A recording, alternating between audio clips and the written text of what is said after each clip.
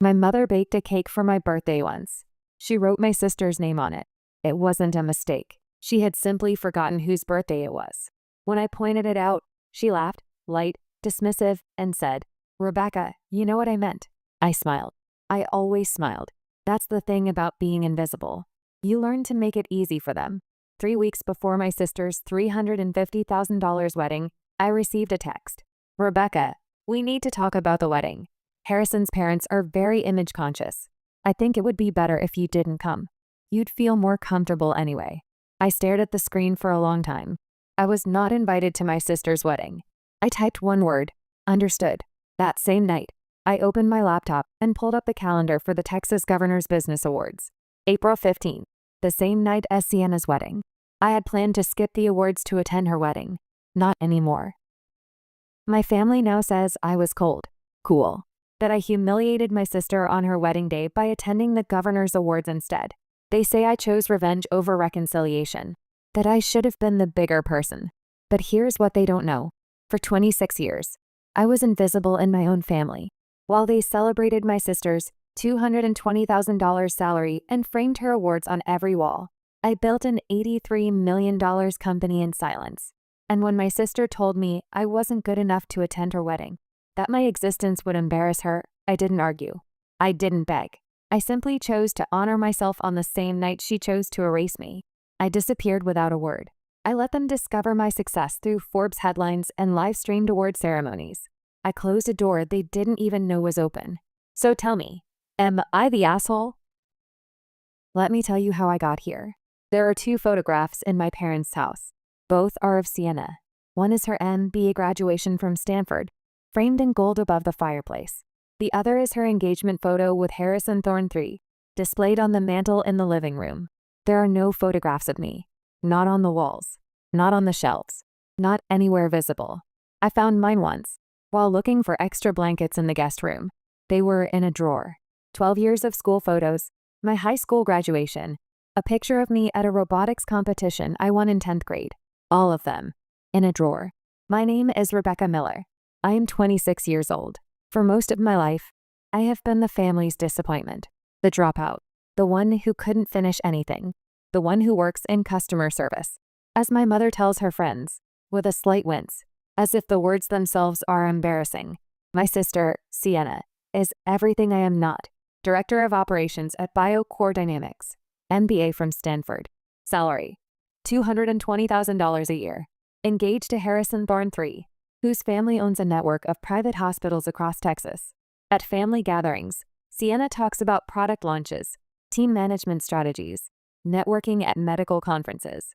Harrison talks about the Thorne Family Foundation, their yacht club, their connections to state lawmakers. I talk about my work. My mother changes the subject. "That's nice, Rebecca. Sienna, tell everyone about your award." The award.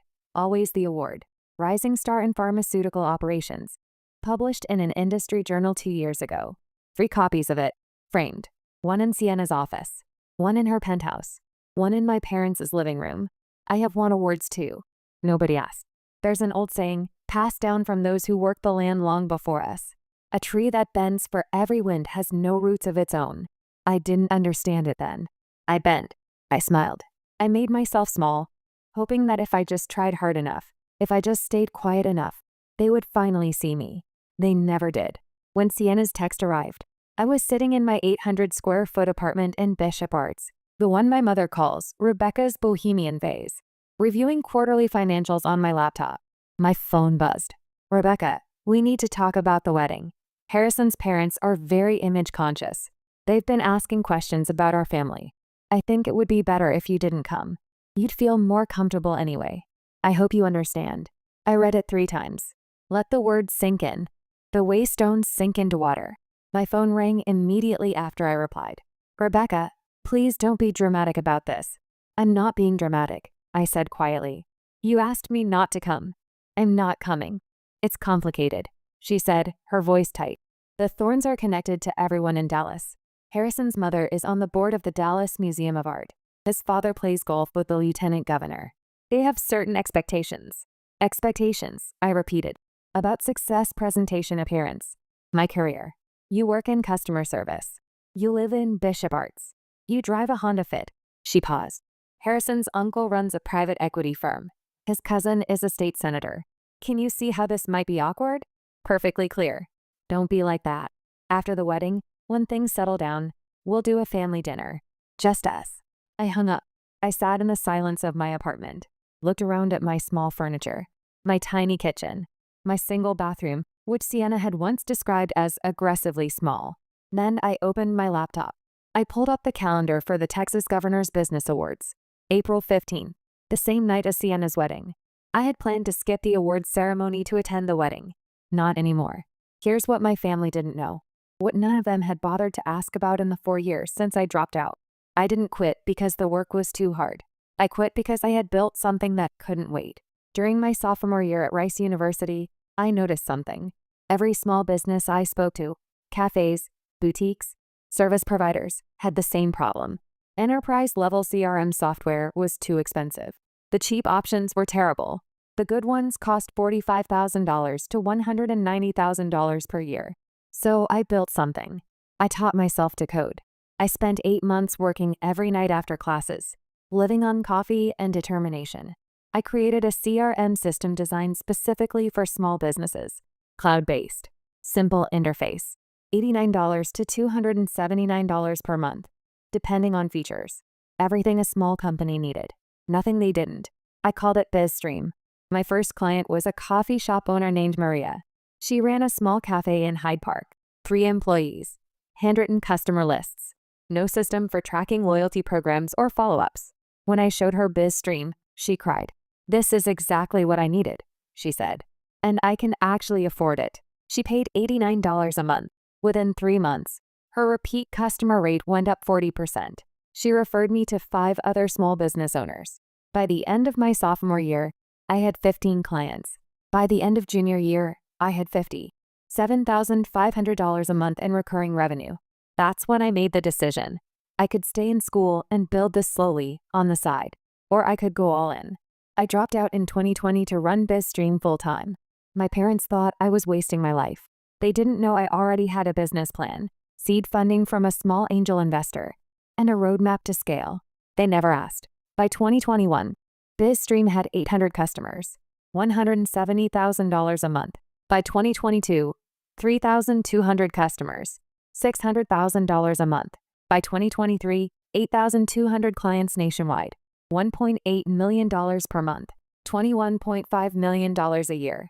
I had a team of 24 people, a CFO with Salesforce experience, a head of sales with 3 successful exits, a customer success team of 12. We had an office in downtown Austin, floor-to-ceiling windows, standing desks, a coffee bar that would have made Maria proud. In January 2024, my company closed a Series B funding round. Valuation, $83 million. But I kept showing up to family dinners in jeans and t-shirts. I kept my Bishop Arts apartment. I kept my Honda Fit. I worked from home most days, running team meetings from my small living room. And when my family asked what I did for a living, I said, I work in customer service. Technically true. I served customers. I also owned the company. I needed to know if they would love me even if I wasn't successful. So I let them believe what they wanted to believe. The answer revealed itself slowly, over years. In small moments. Quiet dismissals. Invisible erasures. Let me show you what I mean. Layer 1. Emotional labor. I was expected to celebrate Sienna's achievements with enthusiasm and warmth, not just acknowledge them. Celebrate them. When she got promoted to Director of Operations, my mother called me at 7 a.m. Rebecca, did you hear? Sienna made director. You need to send her flowers. Something expensive. Something that shows how proud you are. She deserves it. I sent a $200 arrangement from a boutique florist in Dallas. Peonies and garden roses. Her favorites. Sienna texted me 3 days later. Thanks for the flowers. 3 words. No emoji. No call. But when I landed my 1,000th client, a milestone that meant $120,000 in monthly recurring revenue, I mentioned it at Sunday brunch. My mother said, "That's nice, dear," and immediately turned to Sienna. "Tell us about the pharmaceutical conference in Boston. Did you get to meet the CEO of Pfizer?" Sienna launched into a 15-minute story about networking cocktails and panel discussions. I ate my pancakes in silence. The pattern was always the same. Sienna's accomplishments required my labor, my time, my money, my emotional energy. My accomplishments required nothing from anyone because no one asked about them. Layer 2. The performance. At every family event, I was required to perform gratitude. Gratitude for being included. Gratitude for the attention Sienna occasionally gave me. Gratitude for my parents' support, which consisted entirely of unsolicited advice about going back to school, getting a real job, or finding stability. When I didn't perform enough enthusiasm, my mother would pull me aside and ask if everything was okay. Translation: you're making this uncomfortable for everyone. Smile more. At Thanksgiving 2022, my father asked everyone to go around the table and share what they were grateful for. Sienna went first. I'm grateful for this promotion, for Harrison, and for a family that's always supported my dreams. Applause. My mother went next. I'm grateful for my beautiful daughters and the joy they bring to our lives.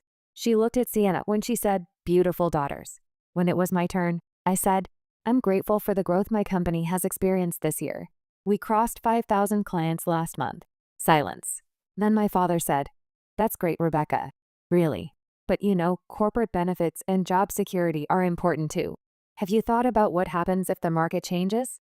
I smiled. I have a solid business plan and diversified revenue streams. We are prepared. He nodded, unconvinced. Well, just something to think about. Then he turned to Sienna. So, Sienna, tell us about this award you're up for. I was expected to be humble about my success. Sienna was encouraged to be proud of hers. Layer 3. The erasure. My parents remodeled their home office 2 years ago. They installed custom built-in shelves. Oak wood. Beautiful craftsmanship. On those shelves, they displayed Sienna's MBA diploma from Stanford, framed in gold. Sienna's Rising Star in Pharmaceutical Operations Award. The third copy, mounted on walnut. A photo of Sienna and Harrison at a charity gala. Both informal wear. A photo of Sienna shaking hands with a congressman at a healthcare policy event. Sienna's Employee of the Year plaque from BioCore Dynamics. On the bottom shelf, almost hidden behind a stack of books, was a small photo of me from high school. It was facing backward. I turned it around once, during a visit. The next time I came, it was facing backward again. I asked my mother about it. Oh, that? I must have bumped it when I was dusting. She didn't turn it around. There were no photos of me at Rice University, even though I won a robotics competition my sophomore year. No photos of me at BizStream's office opening. No acknowledgement that I had built something. Just Sienna. Everywhere. Her achievements documented, framed, displayed like trophies. Mine tucked into drawers and turned backward. Once, during a family dinner party my parents hosted, one of their friends asked about me. And what does your other daughter do? My mother hesitated. Just for a second. But I saw it. Rebecca works in tech, customer support. She's very good with people. The friend smiled politely and moved on. Sienna, sitting across the table, didn't correct her. She knew what I did. I had told her 2 years earlier, during a rare phone call when she'd asked. She just didn't care enough to defend me. The erasure wasn't loud. It wasn't dramatic. It was quiet, consistent, thorough. At every family gathering, I was introduced last, mentioned briefly, or skipped entirely.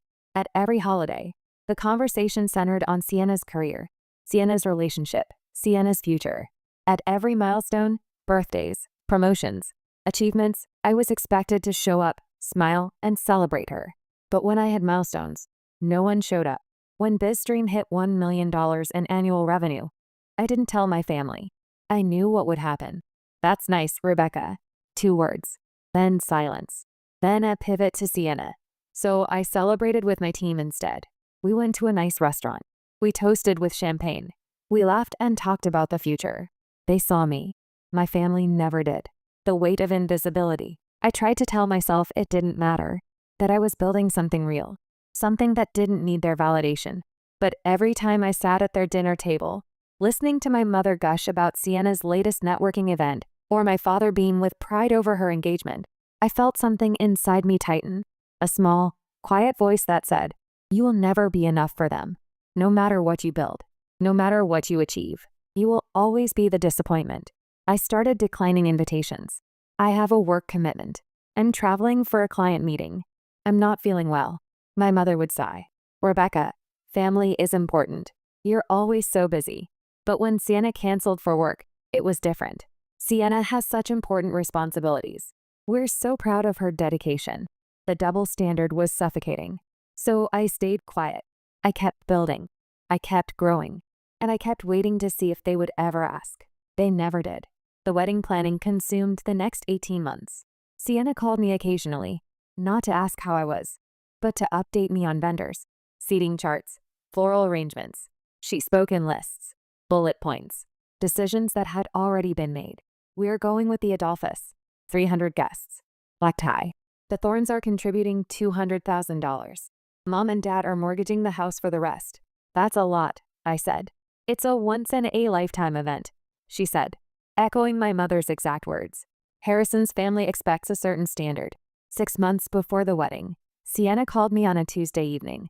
I was in the middle of a strategy meeting with my CFO, reviewing our Q3 projections. I stepped out of the conference room to take the call. Rebecca, I need to talk to you about the wedding party. Okay. I've been thinking about the bridesmaids. I want it to be just my colleagues from BioCore. For the optics. You understand, right? I stood in the hallway of my office, looking out at the Austin skyline through the floor-to-ceiling windows. You're uninviting me from the wedding party? I'm not uninviting you. You were never officially a bridesmaid. I just mentioned it as a possibility. But I've decided to go a different direction. A different direction, I repeated. It's not personal, Rebecca. It's about presentation. Harrison's mother is very involved in Dallas society. The bridesmaids will be in all the photos, all the press coverage. I need people who reflect well on my career. And I don't? You work in customer service, she said, as if that explained everything. My bridesmaids are all directors, VPs, executives. It tells a story. You understand. I didn't say anything. Rebecca? I understand. You'll still be a guest, of course. Front row. Family section. You're still my sister. I hung up. I walked back into the conference room. My CFO looked up. Everything okay? Fine, I said. Where were we? Q3 revenue projections. We're on track to hit $2.1 million for the quarter. I nodded, focused on the numbers. Let the work drown out the hurt. 3 months before the wedding, my mother called. It was a Saturday morning.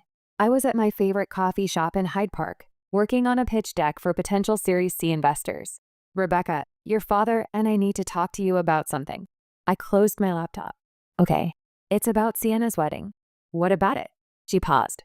I could hear her choosing her words carefully. Sienna's wedding is very important. The Thorns are very prominent in Dallas. There will be important people there, business leaders, politicians, philanthropists. I know. We need you to present well. I said nothing. Rebecca, are you listening? I'm listening. It means we'd like you to make an effort. Get your hair done professionally, not just styled at home. A real salon. Maybe get some highlights. And a new dress. Something elegant. Something that shows you take this seriously. I stared at my laptop screen. At the pitch deck I'd been working on. At the projections showing BizStream's path to $100 million valuation. What's wrong with how I present now? Nothing is wrong, exactly. It's just. You tend to be very casual. Jeans and t-shirts. Minimal makeup. That's fine for your lifestyle. But this is different. This is Sienna's wedding. The Thorns will be evaluating our entire family. Evaluating, I said. You know what I mean. First impressions matter. Harrison's mother is on the board of the Dallas Museum of Art. His father plays golf with the lieutenant governor. These are people who notice details. And you're worried I'll be the wrong kind of detail. Rebecca, don't be dramatic. I'm just asking you to put in some effort. For your sister. Is that really so much to ask? I thought about the Christmas dinners, the Thanksgivings, the birthdays where I showed up, smiled, and played my role. I thought about the photos in the drawer, the award facing the wall. No, I said quietly. It's not too much to ask. Good. So I'll think about it. Rebecca. I said I'll think about it. I hung up. I sat in the coffee shop for another hour, staring at my laptop without seeing it. A text came through from my mother. Please don't make this difficult. This is Sienna's day. We just want everything to be perfect. I didn't respond. I thought about going to the wedding. I imagined myself in a new dress, professionally styled hair, makeup done by someone who knew what they were doing. I imagined sitting in the front row of the family section, watching Sienna walk down the aisle in her $20,000 gown. I imagined the reception, the Thorns, the politicians, the philanthropists, all of them looking at me and seeing what my family saw. The sister who didn't measure up, the dropout, the one who works in customer service. I thought about introducing myself. Hi, I'm Rebecca, Sienna's sister. I work in tech. Oh, how nice. What do you do in tech? I run a SaaS company. Wonderful. What's it called? BizStream. Polite smile. Polite nod. Polite dismissal. Unless I told them the valuation, the revenue, the client count. But then I'd be performing, proving, justifying my existence. And I was so tired of performing. 2 weeks before the wedding, I made a decision. I wasn't going to buy a new dress. I wasn't going to get my hair professionally done. I wasn't going to go at all. But I didn't tell anyone yet. I just waited. The text from Sienna came on a Wednesday afternoon. I was in my apartment, sitting at my small dining table, reviewing quarterly financials on my laptop. My phone buzzed. Rebecca, we need to talk about the wedding. I stared at the screen. Harrison's parents have been asking questions about our family. They're very image conscious. I've been thinking about this a lot, and I think it would be better if you didn't come. I read it twice. You'd feel more comfortable anyway. These aren't really your kind of people. I hope you understand. I set the phone down on the table, looked at it, looked away, looked back, read the text a third time, as if the words might change. They didn't. My sister had uninvited me from her wedding. I thought about all the times I'd made myself smaller for her, the endless family dinners where I sat quietly while she shone. I thought about my mother's voice. Please don't make this difficult. This is Sienna's day. I thought about the photos in the drawer, the award facing the wall. I thought about Harrison's laugh. CEO of customer service. That's cute.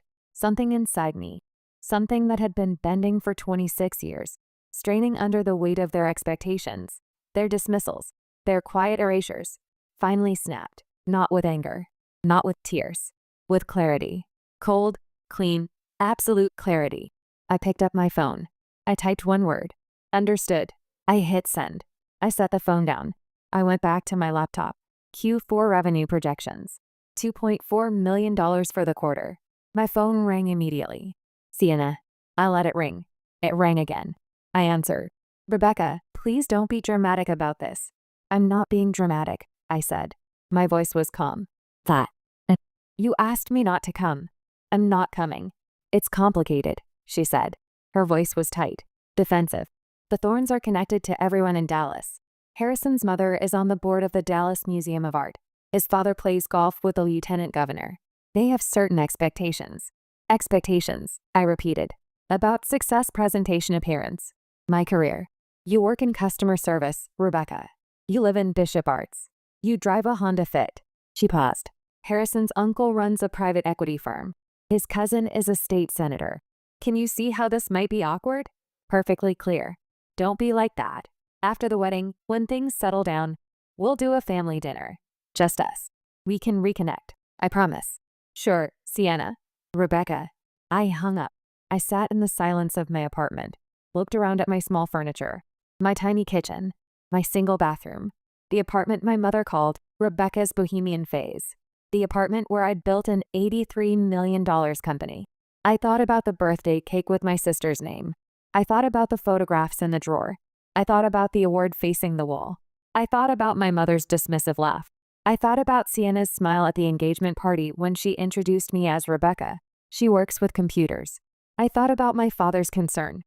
Have you thought about job security? I thought about all the times I had made myself smaller, quieter, less, hoping it would be enough, hoping they would finally see me. They never did. And now, they had made it explicit. I was an embarrassment, a liability, someone to be hidden. I opened my laptop. I pulled up my email. I searched for Texas Governor's Business Awards. There it was. The notification from 3 months ago. Congratulations. You have been selected as a finalist for the Under 30 Innovation in Technology Award. The ceremony will be held on April 15th at the Four Seasons in Austin. April 15th, the same night as Sienna's wedding. I had originally planned to decline, to skip the ceremony and attend the wedding instead, because that's what family does. You show up, you support, you celebrate, even when they don't do the same for you. But now I had a different plan. I opened a new email. 2. Texas Governor's Business Awards Committee. Thank you for the honor of being selected as a finalist. I would be delighted to attend the ceremony on April 15th. Please reserve 2 seats. I will be bringing a guest. Best regards, Rebecca Miller, founder and CEO, BizStream. I hit send. Then I picked up my phone. I called Evan Brooks. Evan, remember when you said family who dismisses you doesn't deserve you? Yeah. I need a favor. Over the next 3 weeks, I prepared. I didn't tell my parents about the award ceremony. I didn't tell Sienna. I simply moved forward. I hired a stylist, the same one who worked Austin Fashion Week. She pulled out a midnight blue Alexander MC queen gown. Floor length, elegant, powerful. When I looked in the mirror, I barely recognized myself. I looked like someone who mattered. The dress cost $7,500.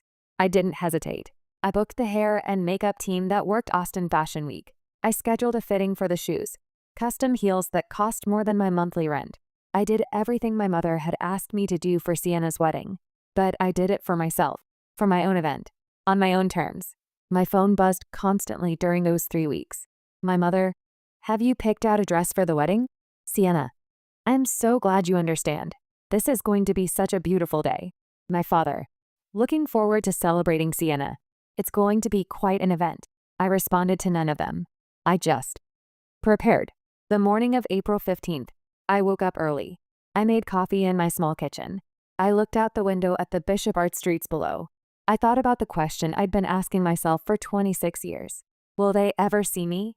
And I finally had my answer. No, they wouldn't. Not because I wasn't enough, but because they had never wanted to look. And in that moment, something shifted. I didn't need them to see me anymore. I had built something real, something mine.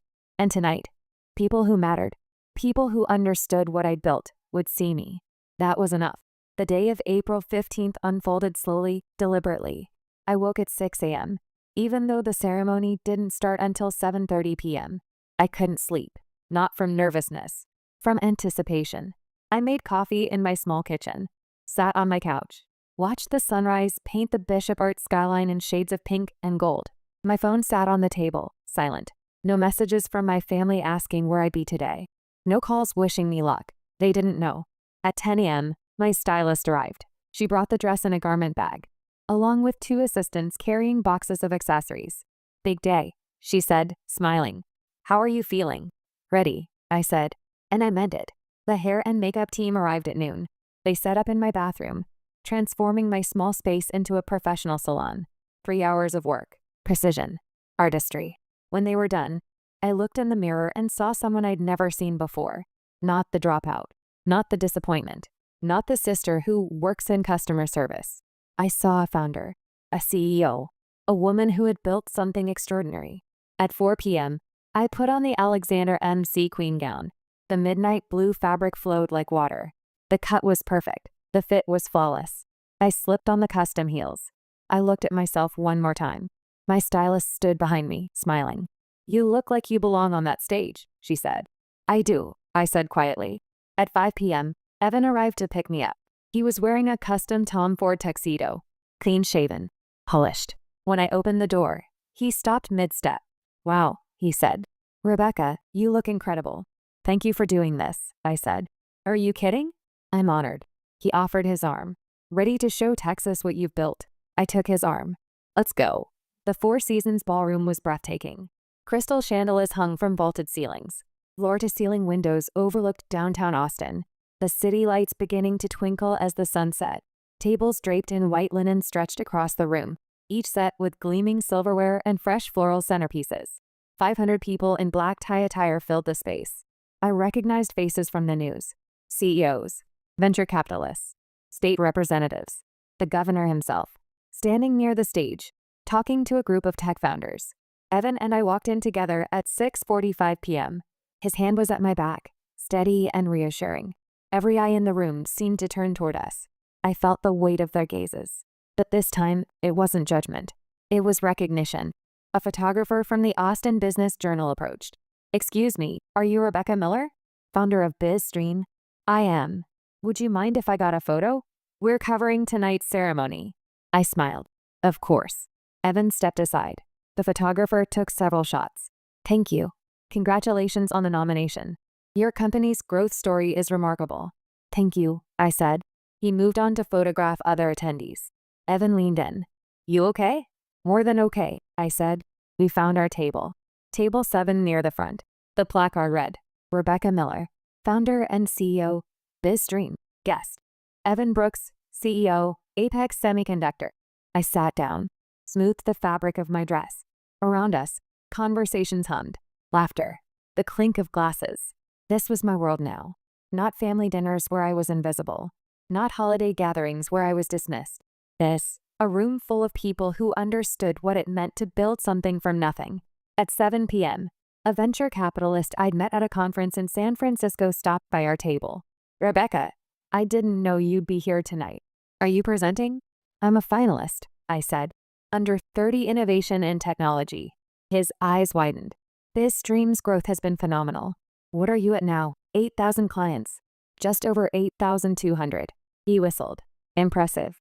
We should talk about your Series C plans. I'd love to be involved." He handed me his card. "I'll be in touch," I said. He smiled and walked away. Evan raised his glass. "And so it begins." I clinked my glass against his. At 7:30 p.m., the lights dimmed. The governor walked onto the stage. The room fell silent. "Good evening, everyone. Thank you for joining us for the 15th Annual Texas Governor's Business Awards. Tonight, we celebrate the entrepreneurs, innovators, and leaders who are shaping the future of our great state." Applause filled the room.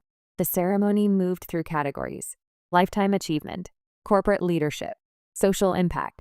Each winner walked onto the stage to thunderous applause. Each gave a short speech.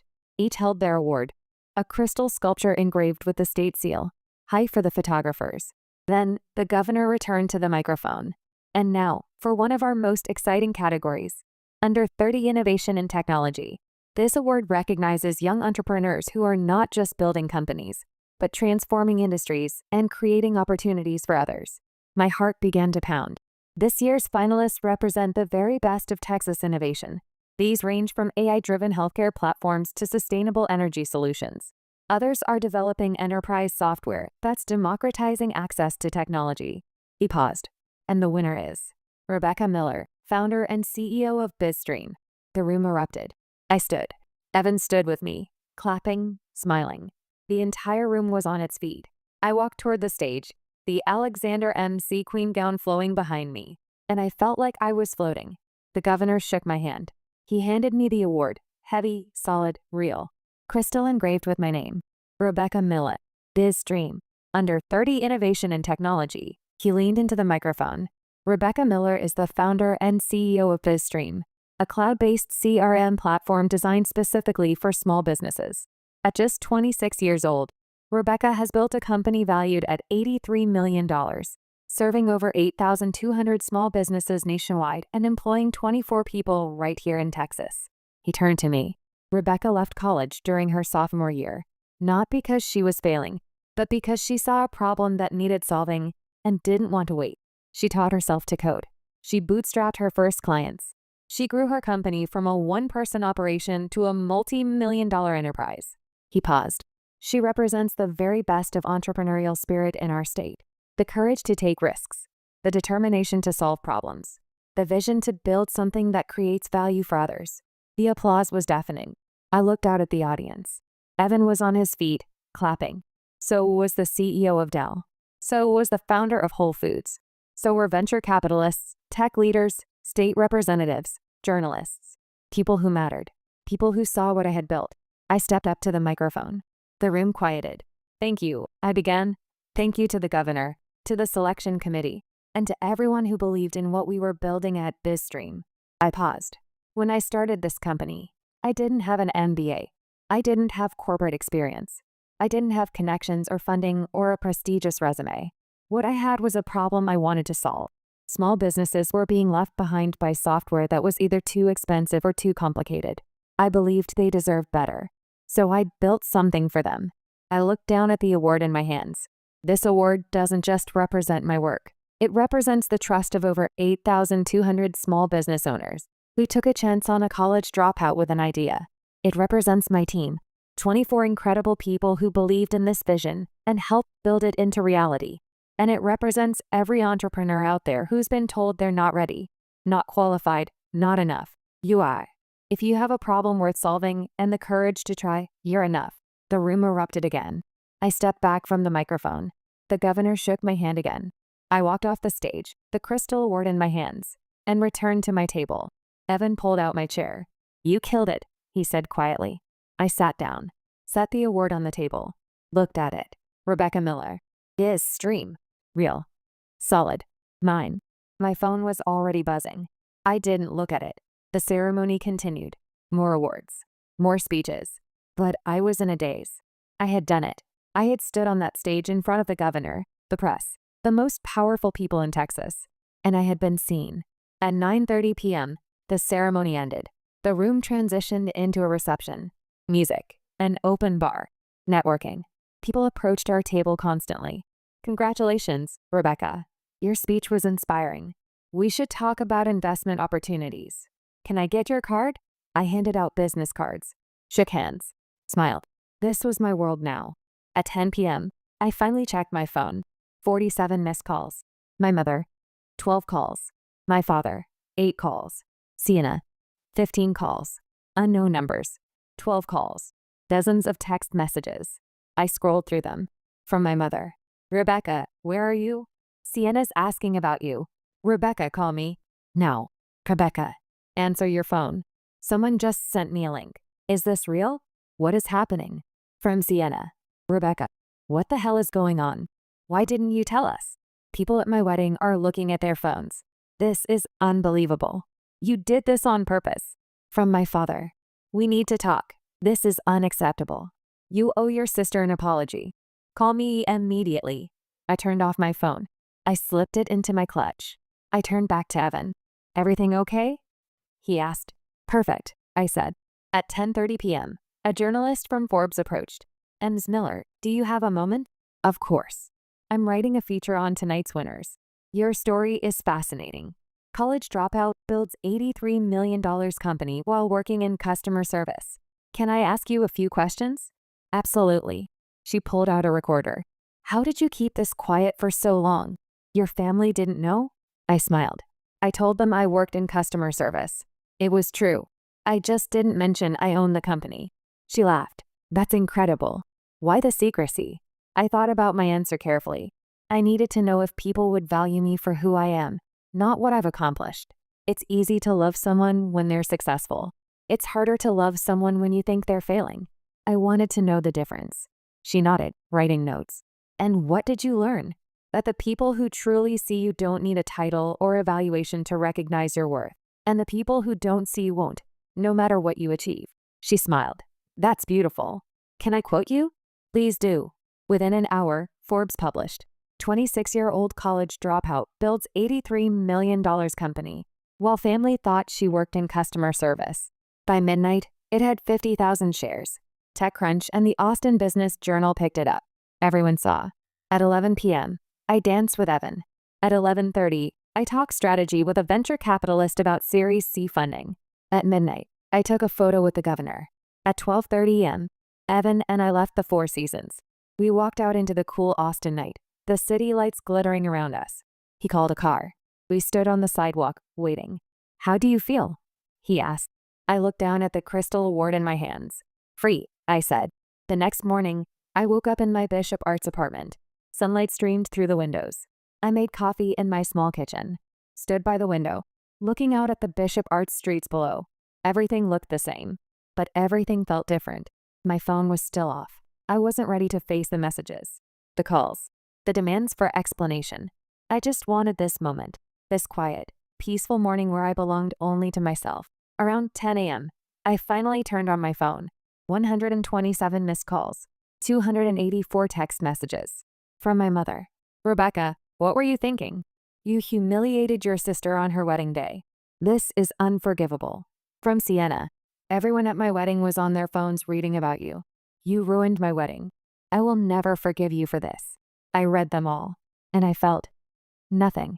Not anger, not guilt, not satisfaction, just calm. 3 days later, my mother showed up at my apartment. I didn't let her in. We talked through the door. Rebecca, open this door. We need to discuss what happened. There's nothing to discuss. You humiliated your sister on her wedding day. I attended an award ceremony. That's not humiliation. That's my life. You knew what you were doing. I wasn't invited, Mom. Remember? Sienna told me I would embarrass her, that I wasn't good enough to be there. Silence. We didn't know about your company. You never asked. Rebecca, please. Your sister is devastated. I'm done making myself smaller so Sienna can shine. I'm done apologizing for existing. I'm done waiting for you to see me. I walked away from the door. She stood outside for another minute. Then she left. 2 weeks later, Sienna sent an email. I was wrong. I was cruel. I destroyed my relationship with the person who should have mattered most because I was so focused on pleasing people who don't matter. I don't expect you to forgive me, but I need you to know that I see what I did. I'm sorry, Rebecca. I sat with a letter for a week. Eventually, I wrote back. Thank you for your apology. I believe you're sorry, but sorry doesn't undo the harm or rebuild trust. I need time to see if we can build something based on mutual respect, not obligation or guilt. Maybe someday. Not today. I sent it, and then I let it go. 6 months after the awards ceremony, I bought a house. A beautiful modern home in Travis Heights. 3 bedrooms, floor-to-ceiling windows, a view of downtown Austin. $1.3 million. I paid cash. The first morning in my new house, I woke up to sunlight pouring through the windows. I made coffee in my new kitchen, walked to the living room, stood by the windows, looking out at the city. This was mine. My father called a week later. Can we talk? Really talk? In person. Why? Because I owe you an apology. A real one. We met at a cafe. 1 hour. He said, I failed you. I judged you instead of trusting you. I'm not asking for immediate forgiveness. Just the chance to build something new. 1 coffee a month, I said. We get to know each other. Really know each other. No assumptions. No judgments. Deal. We've been meeting once a month since then. It's not perfect, but it's honest. Sienna and Harrison divorced 8 months after their wedding. She moved back in with our parents. She's in therapy now, working through who she is without the titles and approval. We've texted a few times. Polite. We're not close. Maybe someday. I'm okay either way. Last quarter, BizStream's revenue hit $40 million. We're on track for $48 million this year, but the real success isn't in the money or the valuation or the awards. It's in knowing my worth, regardless of their approval, in building a life that is truly mine. I am 28 years old now. I own a beautiful home. I have real relationships built on honesty, not performance. BizStream is valued at $115 million. And I've learned the most important lesson of all. Your worth doesn't come from prestigious titles, social approval, or family validation. It comes from building something real, something yours, something that reflects who you truly are. This morning, I woke up in my Travis Heights home. Sunlight poured through the floor-to-ceiling windows. I made coffee in my kitchen, the one with marble countertops and space to breathe. I looked out at the view of downtown Austin, and I remembered. A tree that bends for every wind has no roots of its own. For 26 years, I had bent, but I had stopped bending, and I had finally grown roots. I have the governor's trophy on my desk, not because it proves anything to anyone else, but because it reminds me. I built this on my own terms, without anyone's permission, and it was worth every moment of being undervalued. If you've ever had to choose yourself over family expectations, share your story in the comments below. And if this resonated with you, please subscribe. Your support helps me continue sharing these quiet stories of strength. Thank you for listening.